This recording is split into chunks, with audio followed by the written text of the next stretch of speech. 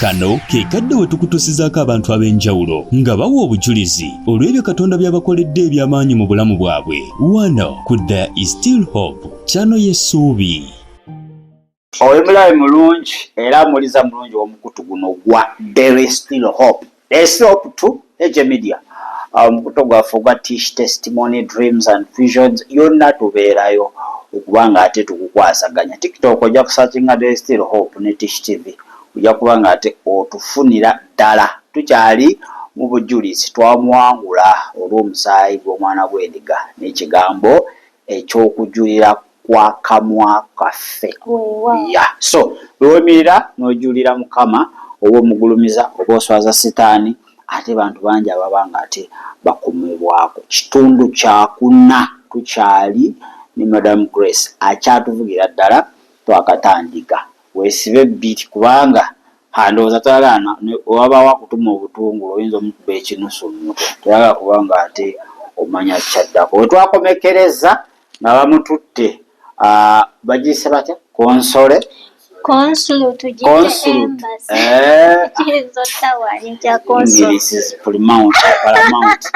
bamututte ku embasi y'Abasenegali asobole okuba nga ate ndowooza wayinza okutandikira okufuna okuddibwamu.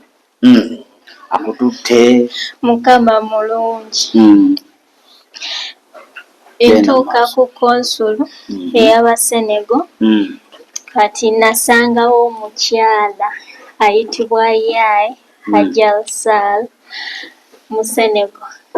Kati nga tayogera Luzungu, kati nga ayogera ennimi bbiri, olulimi olwewaabwe Wolof, baluyita Wolof ne French. Olufalansa. Mu Luganda balwa Lufalansa. Ate nga Lufalansa ate nituluza mu Luganda ng'ayogera Olufalansa. Kati bwe natuuka omwami Honorable ono yanyanjula eri omukyalo oyo. No, before omukyalo oyo kati yanyanjula eri ttiimu eno etandikibwako. Kati kwaliko Tontu Buguma ne Abud Gay, amanya gaabwe mazima. Naye abasajja abo ababiri bansaba passport number yokka. Kati ne bagenda mu sisitemu yaabwe ne bakonnekitinga embassy ya Riyadh. Kati bo oluvannyuma lw'okubanyonyola kuba Honorable ye yaba briefinga tebantawaanya kuba bonna okusinga boogera nnyo Olufalansa, Oluzungu no. Ne bakonnekitinga embassy ya Riyadh ya Uganda. Kati bwe bagiconnectinga embassy ya Riyadh ne babagamba mbu bagenda kunnona, bagenda kusindika emmotoka empikinge ku kanjite embassy ey'Abasenego. Naye obudde essaawa zaatambula ne zitambula paka budde kuwongera nga tebalabiseeko. Kati embassy eno ey'Abasenego etuuka okuggalawo kati nga batandika bambi otuula obufoofofo ono omwana tumukoze tutya, embassy teze biki. Kati nze kennyini era ne ntandika okweraliikirira. Omuntu ono atalabika n'ajja n'aŋŋamba totya ogendagenda n'omukyalo oli oyo Hajal Sall. Nenzikakkana nensirika. Kati mba ntudde najja n'omu eyali ategeeramuuko Oluzungu. Ne bambuuzawo ebibuuzo ne mbanukula. Kati ye kyava bagamba nze kamutwale mbeere naye waka paka embassy we nayagala emunonye. Era natuula mu vaani ya embassy eyo ne batuvuga kuba abantu abakulayo babeera ne ba drivers mu mmotoka ezo. Nantwala ewaka we tuzita streets kawalungi nnyo. Bwe yantwala ewaka we ne tuva mu mmotoka tulinya lifuti mu kizimbe ekyo mwe yali abeera. Ne twambuka ku fule ey'okusatu bannange ngenda otuuka awaka. Ebirowoozo byange ne byogera. Ozze na wano ogenda kuddamu okola emirimu talina mukozi bula. Sitaani akuba obwama. Ekyamazima neeraliikira kuba namusanga n'abaana abanyaniriza obulungi, Isabel ne Kile n'omwami we tumuyita Paps. Paps? Mu lulimi lwabwe ye bamuyita pap feno tuyita pap taata kati pap kati ffe twali tumuyita paps nga namwetuumira Azo kuba naye yali ayogera nnyo. Kati ne bannyaniriza nensooka netya nentunuulira ennyumba tebalina yadde omukozi, they are just themselves and they are just living a easy life. Nengamba nabo bwe ngenda ofuuka usigale omuntu ono atalabika nangamba biki ebyo by'olowooza. Kati nentandika okwekolimira abanyambaza ekyambalo ky'obuddo ndabye n'obuddoze nendowooza bigigi. Kandabira ddala bewanguliddewo sigala atalikakaayana naye bunnange kyanneewuunyisa nabeera n'abantu abo for the first 2 weeks kati ngeno bwe bakonectinga embassy tewali yaŋŋambako nti longoosa ekisenge yoza ebintu clean the bathroom cook no one. Nali awo nga nninga mwana mama yampa buwi mufaliso gwange kuba okukosa abaana ebisenge byali 2 naye ng'ekimu bakifiisa tekyetaagisa bo okwawula kisenge kati nga kitanda kyabwe kinene nnyo bwe kiti. Nze ne mbagamba neebaka bubi sisobola kwebaka nammwe. Kati mama nandeetera omufaliso gwange wansi ku floor ku carpet nga munene bulungi nampa amasuuka nampa kiduve nga ndya kyenjagala neebaka bwe njagadde ne banteeka ku wifi nempumulira kaawo. Ab'e Kampala nabo nga bali kulaba yogera nabo ebise nodda ku walufaali bazaayota walufaali kati nno oli kuba e Kampala nga waliwo ayagala okumanya babonna banvaako tewali ayagala kumanya. Kati I was on my own nga nsala magezi kuba office yaŋŋamba kimu bw'oba owulira oyagala kudda noonya ssente ezigula tiketi okomewo kuba within December 220 no September ali awo ennyonyi baali batandise oziggula naye nga ziriko limits omuwendo gw'abasaabaze nga ate process nanene gye muyitamu bakebera oba temulina covid bla bla bla nga bibonyaabonya. Kati mu kubeera ewa mama oyo kambazeeko era mabega katono mu nsonyiwe bwe nali mu kiyumba olunaku Matayo bwe yankuba bwe nadda mu kasenge nga nyinyuse ntuuka mbuuza omuntu ono atalabika lwaki nakubiddwa kuba ye yali aŋŋambye okusirika obutabaako kye njogera kuba already nali mu nsobi naye n'enjeema yaŋŋamba kimu okugonda kusenga ssaddaaka singa waŋŋondedde tewandikubiddwa. Okifuna ekiri kitegeeza lwa abantu ebintu bye bayitamu nga tebaali biyiseemu. Yaŋŋamba kimu okugonda kusinga ssaddaaka singa waŋŋondedde n'otta essaddaaka mu kukola ery'effujjo lyo tewandikubiddwa ebyo byonna tebyandibaddewo.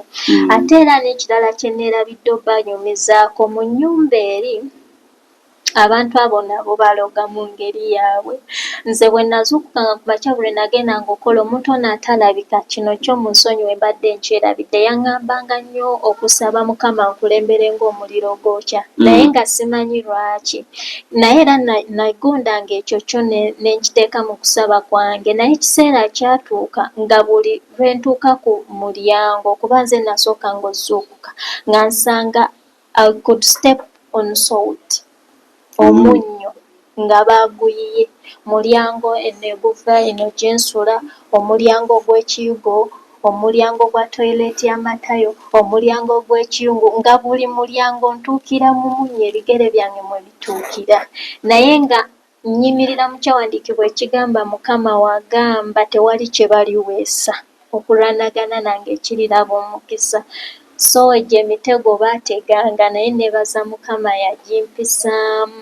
N'ekirala nekkiriranyaako lumu bwe twali tuli ejjedda eno nga muka Zakariya anobye mukwano gwange omu yampa amagezi n'aŋŋamba bano abantu weefuula mulokole omanyi abantu abatucyalenjinga ngabo n'aŋŋamba olaba abo okozesa amalusu go n'ogwo omunnyo biki n'obikozesa okusiimuula nga bw'ogamba nze ndi munnyo gwa nsi tomanyi nga kyawandiikibwa ate mukwano gwange oyo yatunuza nga byawandiikibwa nga bw'aŋŋamba alina anti we mulokole naye era naye byakozesa kati n'aŋŋamba oba ekyemunnyo kikaluubiriza engeri gye bagenze just kozesa amalusu go wandule mulyango ogambe ndi n'omusayi mumyufu simanyanga mmwe tulina okwogera lulimi lwe lumu mwene ennyumba.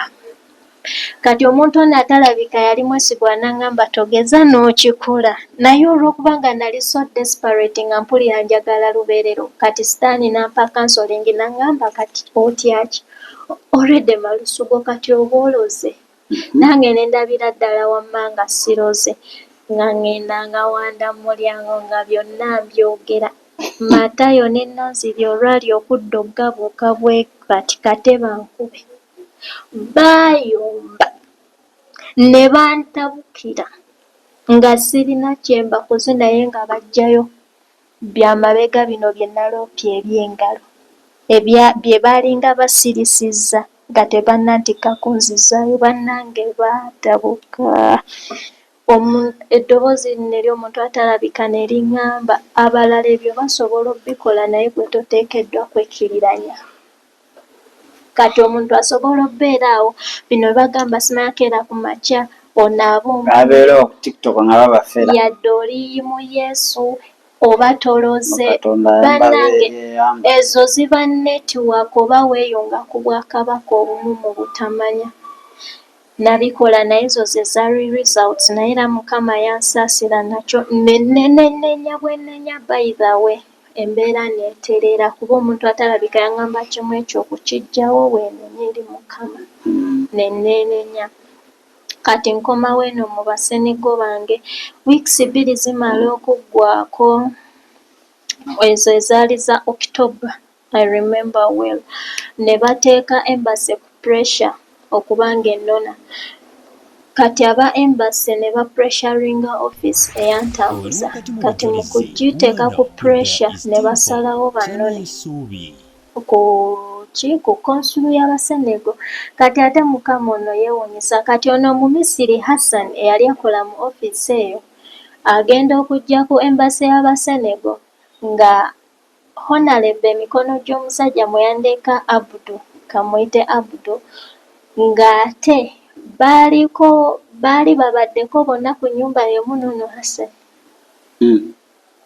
Kati tebaakaluubirizibwa nnyo olwedde baali beemanyi tebeerwa tewaaliwo okulwisa. Okitegeera yali ng'asinkanye mukwano gwe n'abatunuulira ne ngamba naye Mukama.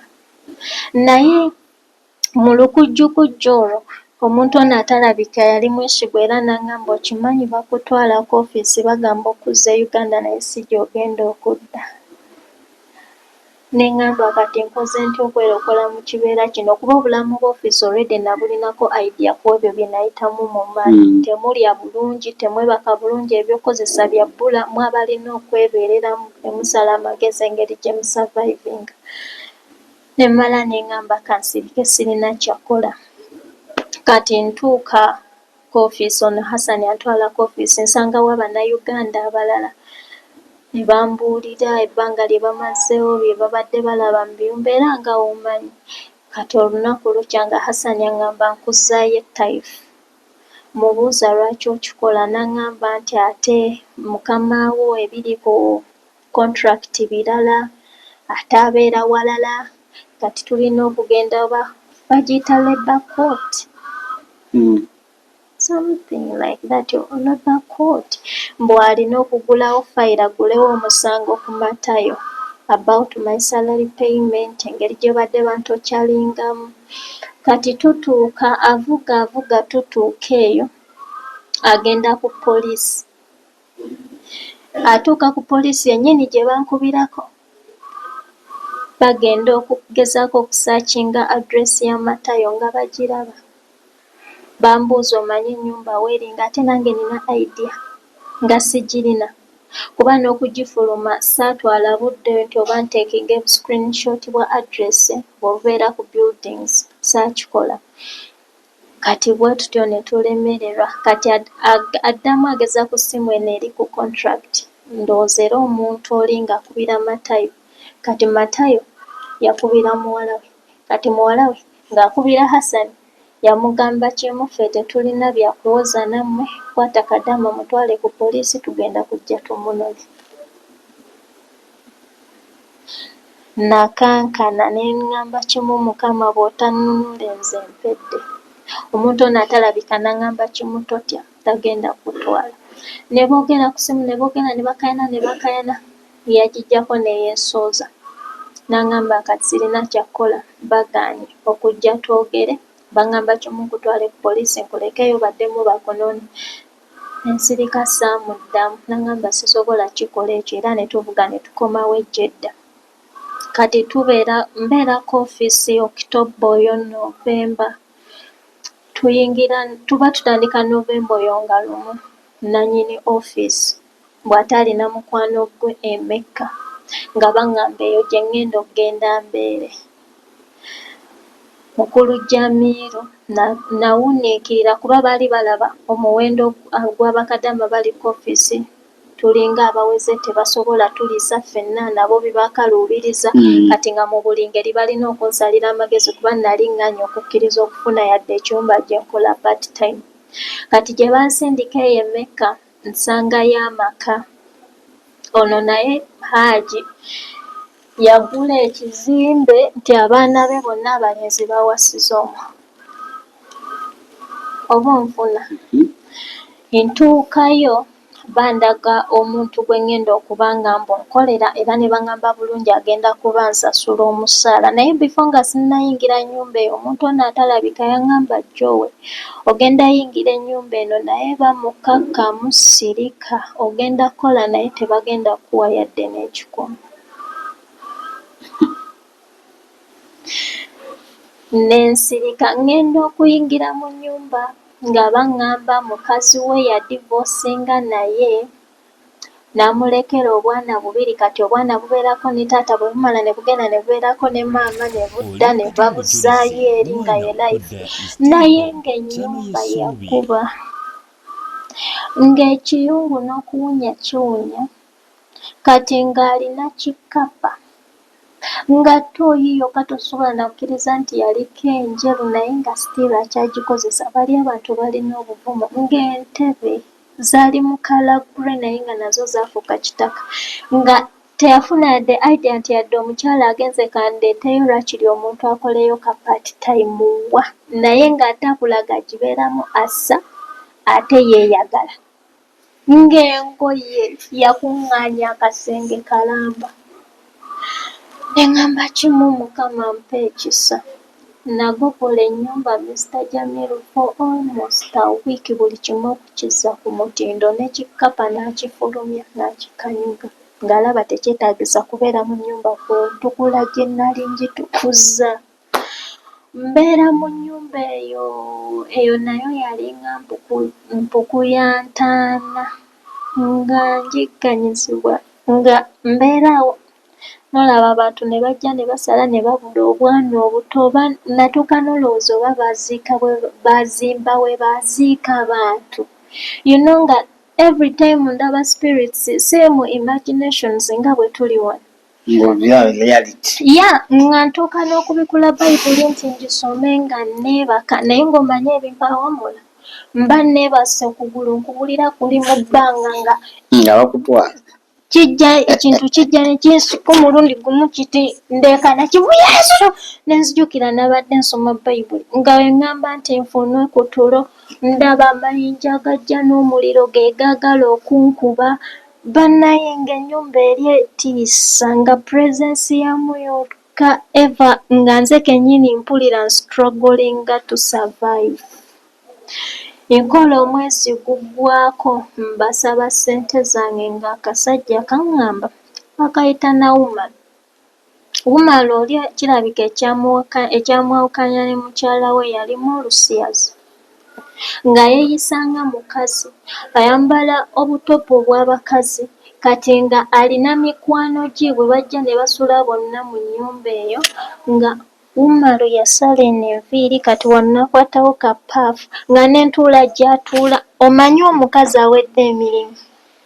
Kati yatuuka ekiseera mbu nga neetega atuma abaana bampita omusanga ali budde yadde kanda we yasitamye mu lukonzo okugulu okumu n'okulala eno naye ng'atunudde mu mulyango. Ogamba naye kaakati luno omutunula mu butuufu neneesoza bwesoza nenzirayo ku byange ku lubuntuntu kyokka mbu mumeka za Holyland naye musaba omusaala ate nanneefuulira n'alyoka ngamba nze sirina ssente saakayana naye nagamba kyemwenewe kyombadde nkisuubira kuba omuntu atalabika yali yakingambako ngenda kukola naye tebagenda kumpa yadde neki ntuuka Nkowolo tuyingidde December ntandika okutonda embeera kati already mama ono Omusenego abaana be balinga interpreters between me and her kati baali baŋŋambye not to be afraid buli kyonna ekituukawo mbeere nga mbabuulira ekigenda mu maaso onfuna kati nali nga mbawa details of everything kati ntuuka mbagamba nkoze mmazeeko omwezi tebaagala kunsasula oli mama mukambwe yaŋŋamba kimwabo ng'ayomba yaŋŋamba kimwabo ssente mmeka ezikuggyayo okutuuka eno ne mugamba ngenda zinoonyereza n'aŋŋamba kimusala amagezi oveeyo nja kusasula owa takisi ng'otuuse oyo mama Omusenego kaakati nnyingira December nasooka ne ntyamu ne ŋŋamba ate ofiisi biki ebinaatuukawo binaaba biti omuntu ono atalabika n'aŋŋamba nedda tewali kigenda bbaawo ddayo obeere n'abantu abo Abasenego kati ng'era mweno ennyumba ngenda kutoloka buki butolosi nzijjukira olunaku zaali nnaku z'omwezi 23 December 2020 nazuukuka sinakye nzijjukira naye nga mpulira oluyimba munda mu nze oluyimba lwa Betty Muwanguzi olugamba singa Mukama teyali wamu nange abalabe bali bampangudde kati nali neemanyiza ekintu ekyo nti bwe mpulira oluyimba munda mu nze I just flow with that song ne nduyimba ne nkola emirimu gyange gye nali nteekeddwa okukola ne mpaakinga ebintu byange ne nfuluma ng'atagenderedde kati wakati mu lugendo era omuntu okuba ng'ali mu masaŋŋanzira tomanyi wa waakukwata kati olw'okukoowa ennyo n'ono atalabika namwerabira ne wajja emmotoka eyasooka yali y'Abawarabu kati ne baŋŋamba oyagala okukola tukutwale otukolere ne mbagamba nina gye ndaga nga nkooye kati bbaga yali nnene omusana gwe mungi ntaddeko abaaya munda already nina mu yunifoomu nga n'okutuya n'entuuyo nze nsimula bwe zidda ne wabaawo emmotoka y'akasajja kaŋŋamba ke ka Khalid kajja koogera bulungi Oluzungu kati olw'okuba nali nkooye saafa nayo byakubuuza emmotoka eno ngirinnye oba sigirinnya ne kambuuza olaga wa ne kagamba ngenda Jidda naye sirinamu ssente bla bla bla ne kaŋŋamba kirungi ekyo nange gye ndaga jangu otuule nkutwale olwatuula mu mmotoka ne kagirookinga omutima ne gulyoka guntyemu kattu kati ne neegumya ne ŋŋamba anyway yandibanga ntwala kanzikakkane omuyaayi oyo yavuga emmotoka n'ava ku main road nakkirira kuba eyo emeka sayidi gye nali waali nnyo nsozi kati nga n'ensozi ezimu basenda nsende okuzimbawo ebizimbe kati yanzikiriza mu kyalinga kati nga bw'onaatambula ng'okkirira mu kiwongo n'alyoka ŋŋamba simanyi otidde mu butuufu nali ntidde naye ne mugamba sitidde lwaki n'aŋŋamba omanyi ninayeena amaka ate mukyala wange taliiyo naye bw'oba tofuddeeyo ninayo abaana osobola okujja n'onnongooserezaako mangu mangu nkuweeyo 2 kati era olw'okuba nga nali munniza nali neetaaga ssente ebirowoozo bino simanyi kyabikwata ne mugamba kimu tewali buzibu bannange okuyingira mu kye nalowooza nti nnyumba omanyi oguntuntu baagusengukamu mwasigalamu just furniture yekka entebe ate ennungi nga bw'olaba ezo naye nga zaayonoonekako busondasonda bannange nnyingira munda ng'ekisajja kiggala oluggi olwo olunaku lwantiisa bannange nekiryoka kiŋŋamba kati kyenjagala okimanyi naye bw'otakimpa ŋŋenda kutta kuba tewali akimanyi nti nkulina. Ne mugamba kimu tewali ky'ogenda kunkola olimba. Ne kiŋŋamba njagala kyenjagala ate si kimu wabula ebi. Nkulu Jamiru nakankana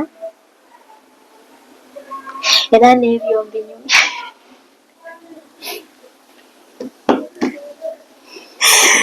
Nakankana naye kanzikiriza omwoyo omutukuvu anyambe ennyumizi awo nnyumyewo n'amagezi. Kati wakati awo mu kwezooba yayagala akozese maanyi. Nzijukira twasooka kwekuba obimpa sibikuwa. Mu kwekuba awo olwedde ndi munafu nkimanyi kati nafuna chansi emusimba amannyo patinga eno ku mukono naluma Khalidi omusayi ne guyitiririka ne guyita ne mu kkanzu nali naatera omusikako akafi.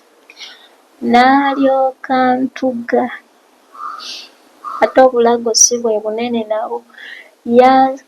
Yansindika mu kitebe n'anteekako engalo ze n'antuga. Ngenda okuwulira obulamu bugenda amagezi ne ganzijira kati ogenda kufa omusajja mbaliridde weenenye.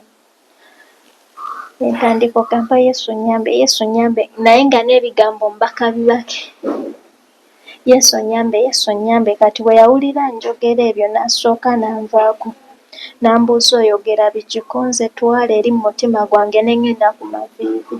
Ne ntandika okwenenya bye nzijukira bye sijjukira bye nkakasa bye sikakasa neenenya naye nga Mukama mugamba kimu bwe kuba kuno nga kwe kuteesaako bwe wateesa nfe nkwegayiridde tonzikiriza genda mu ggeyeena. Nyamba naza n'omusayi gwa Yesu nyamba nsikire obwakabaka bwa Katonda. Kati wakati awo mu kwenenya ne ŋŋenda buziba kuba kati Khalidi nali mutabudde nga yeewuunya ebigambo bye njogera bigambo ki kuba nali mu Luganda.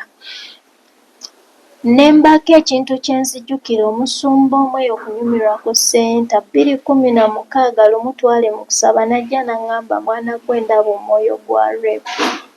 Ekintu ekyo bwe kyanzijira ne ŋŋamba okay kati ne ntandika okujjukira ebyawandiikibwa mu Genesis ne ŋŋamba Mukama simanyi bwe walokola Salaayi mu mikono gya Falaawo ku lwa Ibulayimu omuddu wo naye nange nkwatirwa ekisa ndokola ne ŋŋenda buziba mu ekyo. Kati bwe natandika okwatula ebigambo ebyo ne ŋŋamba Mukama simanyi bwe walokola Salaayi mu mikono gya Falaawo ne nkiremerako kuba kati nategeera bwe najjukira obunnabbi omusumba oyo bwe yanteekako 2:16 saasaba kuba by that time nali myself for certain issues nali sibitegeera n'ebyo. Wakireka obulesi. Nawulira ekisenge kino nga kikyuka mwe twali presence yakyo n'ekyuka ne mmanya nti bamalayika bazze okuva mu ggulu either to receive my spirit or to rescue me. Kati bwe nawulira presence eyo omutima gwange gwayambala obuvumu kati ne ntunuulira Khalidi ne ntandika omusekerera because I was just ready for whatever comes. Ne mmala n'ebyokusaba ne mbiwummuza ne mutunuulira najja kuba yali ankubye nga ngonzezza ne yeeyambula eyo sijja kugendayo nnyo naye buli lwe yantuukangako ng'amaanyi ge gabula. Bwe yaddanga distance ng'awandiika emu yakikola for like 4 times nga bw'antuukako 7 bwadda distance emu nze nga nsirise mutunuulidde kati n'ayagala okukozesa engalo ze. Nga ndi mugumu nga sikyafa nayo nazigezaako ewasooka nga they could not penetrate nga tewali nga it's like a seal babola omubiri guno nga wazibe kati n'ayagala ali abantu baseegu nayagala n'essimu tu nayombwa ngalo nga nayo wali sealed. Kyava nvaako nadda ebbali naŋŋamba leeta akamwako kenjagala okozesa. Nemuwa smile ne mugamba leeta kambunsale kuba n'ekyo sigenda kikola ate tosobola kunkaka. Ne ntuula ne mutunuulira ne yeekola bye yeekola ne yeemaliriza. N'agenda ne yeeyiwako amazzi n'ayambala ekkanzu ye n'alyoka ajja n'ambuuza oli ki? Ne mugamba ggwe olaba ki? N'aŋŋamba oli muntu gwe oli muwala gwe? Ne mugamba kimu olaba ki? Kuba already I was naked. N'aŋŋamba kimuyambala nkutwala wa taata wange tulina okukola buli kye twagala. Kati bwe yaŋŋamba yambala already nali ngumye nga I don't care. Ne nnyambala buto. N'ankwata n'anfulumya. Kati tutuuka mu mmotoka ng'ambuuza oli musiraamu oba Christian? Are you a Muslim or Christian? Ne mugamba mu Christian. N'alyoka ŋŋamba okimanyi lino ettaka ly'oliko ttukuvu eno tetukkirizayo batali basiraamu ŋŋenda kutta olw'ekyo kuba bwe nkutta ŋŋenda sikira jjana. Ne mugamba kimu it's okay. Ne ntuula mu mmotoka. Kati n'akubira taata we omulundi ogwasooka n'atakwata. Kati mu kutuula okwo ono omuntu atalabika n'akomawo. Ne muwulirira ddala ng'atuula kumpi nange n'aŋŋamba Joe totya. Yambala amaanyi. Kati nga ne muddamu ku luno within myself nga njogerera munda mu nze. Ne mugamba ki kye ŋŋenda okukola? Omusajja ono bw'antwala ne bampamba n'enfuukira eyo omuddu. N'aŋŋamba totya. Gwe kimu ky'oba okola totya. Kati ono Omuwarabu n'alyoka ŋŋamba Khalidi njagala weebika omutwe gwo gwonna kuba ne feesi yo saagala gitunulako. Ne nkwata akakaya I covered myself. Kati mba ndi awo omuntu ono atalabika n'aŋŋamba tomanyi nga kyawandiikibwa ye Mukama Katonda wa bonna abalina omubiri tewaliwo kimulema. Konza ate nno. N'addamu n'aŋŋamba tomanyi nga kyawandiikibwa emitima gy'abakabaka giri mu kibatu kya Mukama agikyusakyusa ng'omugangasi gy'ayagala. Konzoke. Kati n'enkola essaala eŋŋamba Mukama oli Katonda wa bonna abalina omubiri tewali kikulema. Emitima guno kabaka guli mu kibatu kyo. Nkwegayiridde yogera naye mu lulimi lw'ategeera andike ŋŋende.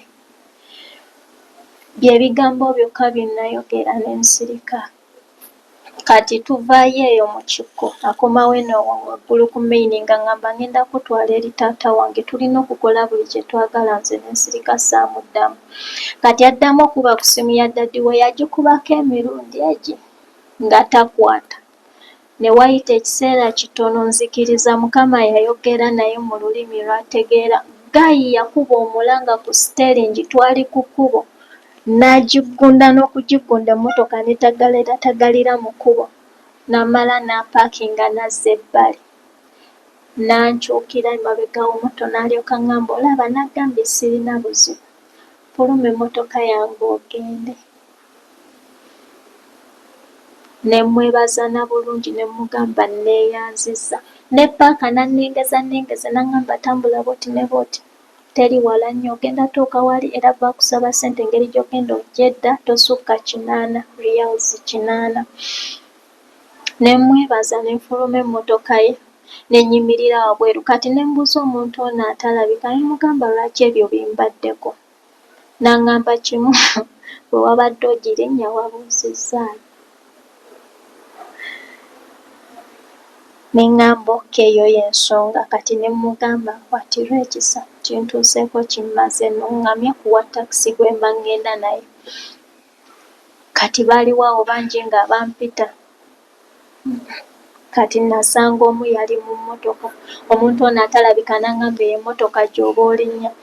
Ne ŋŋendayo oyo omusajja alina mu Pakistan ekyanneewuunyisa era namusanga ku ssimu ng'ayogera na mukyala we n'agamba mukyala we labayo nfunye kasitoma. Nkuwe omubuuzeeko. Ekyo ne mpulira nga kimpadde emirembe ne manya nti kati ndi seefu agenda kuntuusa gye ndaga. Ne mbuuza mukyala we ne tunyumyamu awo naye wakati mu kazoobo ne kalidi oyo yansindika ku kimeeza nenkuba akenyi kano ku kimeeza ne wazimba akammonde. Kati wano mu kulwana yankuba empi nnyingi mu feesi neezimba. Naye ekyanneewuunyisa nali nsuubira abantu okunteekako tensioni bantunuulire nga beebuuza ki ekintuuseeko. Tewali muntu yantunuulira. Ninnya emmotoka eyo ntuuka awaka nsanga baganda bange Kile ne Isabel kati nga bagamba maama waabwe kuba yali ku konsulo nti jjo wazze. Kati baali bankazaako lya Jojo. Ne nfuluma emmotoka ne baleeta ssente ne basasula owa takisi. Nnyingira mu nnyumba. Kati nali mbasuubira okuŋŋamba what happened kuba bantunuuliranga nnyo tebaakikola. Ensooka ne ŋŋamba mutima gwange sibanga nfudde nga ndi mu kutambulira mu nsi ya mwoyo. Kati ne neekaza ne mbuuza omukulu ne mugamba Kile otunuulira feesi yange n'aŋŋamba ne mugamba olina ekintu kyonna kyonna ky'ondabako. N'aŋŋamba you just fine though you look to be very tired. Nga akammonde akazimbye takalaba empi ezisaze taziraba. Kati ne ŋŋamba ngenda tandikirawo bannyonnyola ebintuuseeko.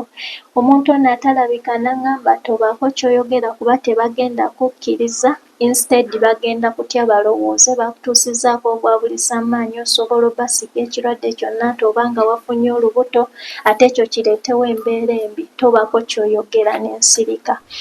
Kati nali so scared ne ŋŋamba omusajja ono engeri gye yalwanye n'engalo ze okwagala okukolako effujjo sibanga nafunye engeri ya wounds.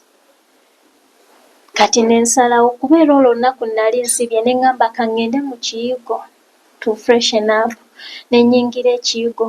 Kati ne ŋŋamba ka nkozese sabbuuni to see if I'm okay. Sawulira yadde akansiiwa oba akabalagaze ka sabbuuni ne mmanya nti ndi fine sifunye yadde crash.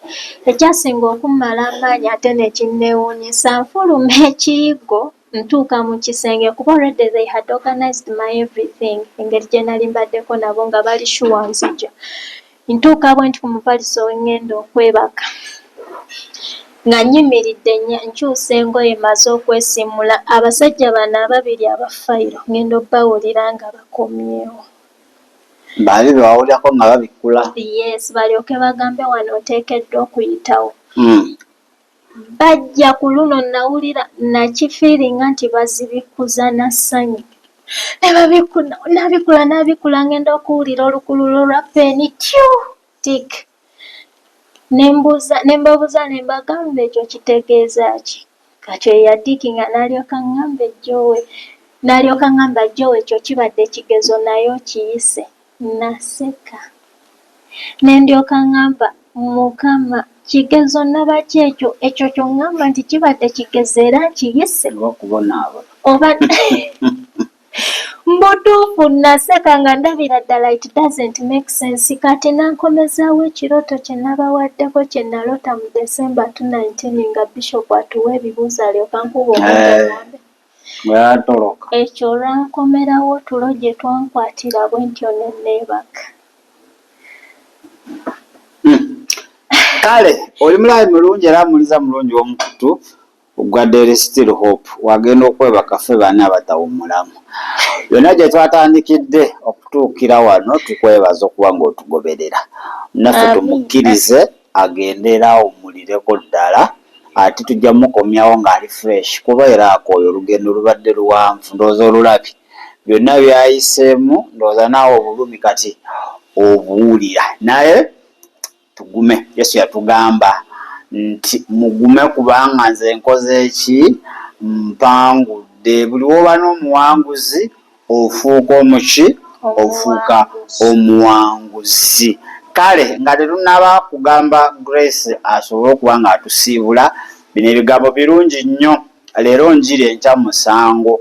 Akadakiika k'olina ssaawa zino kokka k'oli sure you don't know what will happen in the next 1 minute. So kiba kirungi n'okkiriza Kristo nkubeera omulokozi era mukama w'obulamu bwo. Gamba Yesu weebaza byonna bye mpulidde byaliwo ku lw'obulungi bwo.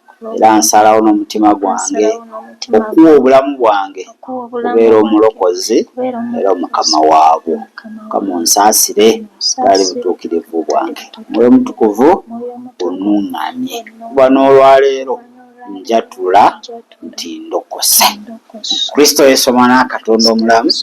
Amiina. Ebigambo ebyo oba obizeemu muganda wange, olugendo nga lw'owulidde olwa Joy osobola okuyita mu lulala naye nga terufaanagana na lwono, naye ajja kubeeranga waawo.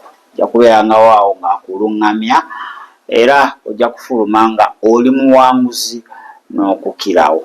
Olina akagambo k'osobola okusiibuza abatuwuliriza tukuleke osooka owummulemu anti bamaze okuba ttiiki ffe baani abakuba longo.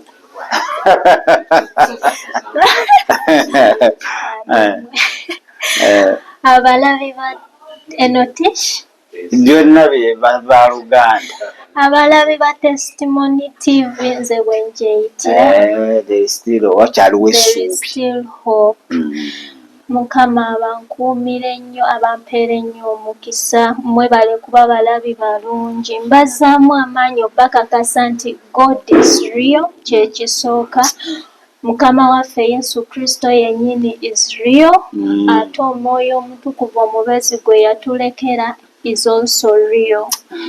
Tulina Katonda akola ebyewuunyisa ate era takoowa, ne bw'aba bikoze teyejjusa.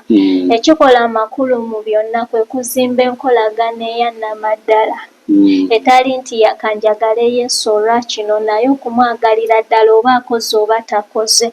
Nze mbazaamu amaanyi baganda bange, temukoowa. Weewaawo luno olugendo lw'obulokozi lugira ekiseera ne lukalubamu. Teri kyangu kyo kituufu, naye byonna bye tuyitamu tewali kipya wano wansi w'enjuba. N'abatume bennyini be tusomako, abantu ab'amaanyi babaako n'ebintu ebizibu ennyo bye baayitamu, naye mu ebyo byonna mwe tulabira Katonda. Njagala obbasiibula nga mbeegayirira bannange, temuganya kukkiriza kwammwe kuddirira. Si nsonga mbeera ki, si nsonga kizibu ki, si nsonga kyenkanawo obunene. Nkuzaamu amaanyi nti Omwoyo Omutukuvu ali awo kumpi naawe, wandiba nga tomuwulira oba nga totegeera by'ayogera. Wefuna ekigambo kya Katonda nga ye Bayibuli ogisome. Katonda ono omwesigwa okutulokola mu byonna nga bw'ayinza. Mukama abampeera omukisa olw'ebigambo ebyo. Mubeere balabi balungi ate mu byonna nga muwuliriza muyige. Nsaba okukkiriza kwammwe abaagwa mu kukkiriza kuzimbibwe. Don't forget to like, comment and share. Abalina ebibuuzo babagambye mubiteekewaawo. Kama bw'anaaba tusobozesezza tujja kudda tubiddemu. Kama abampeere ennyo omukisa. Kale ekigambo ekimu kimala omugezi okuba nga akola ki, ategeera yo Bayibuli wegamba era alina amatu awulire Omwoyo kyagamba ekkanisa. Mugera Jamiru mbaddewo kuba There is Still Hope, There is Still Hope 2, Tish TV, Testimony TV. Dreams and Vision okuba nga ate tukutwalira ddala mu maaso. Kanyike Derrick Saalongo to be over. Abaddewo okuba nga akusikira ekifaananyi. Obwo bwe bubadde obujulizi bwa leero ku There is Still Hope channel y'essuubi eri gwe Katonda gwawadde obujulizi. Osobola okujja n'ogabanako obujulizi obwo naffe olwo ekitiibwa kya Mukama kiyimusibwe. Tukubireko ku 0752 34 14 47 oba ku 0761 08 83 15. Osobola n'otufuna ku email eya tishitv74@gmail.com.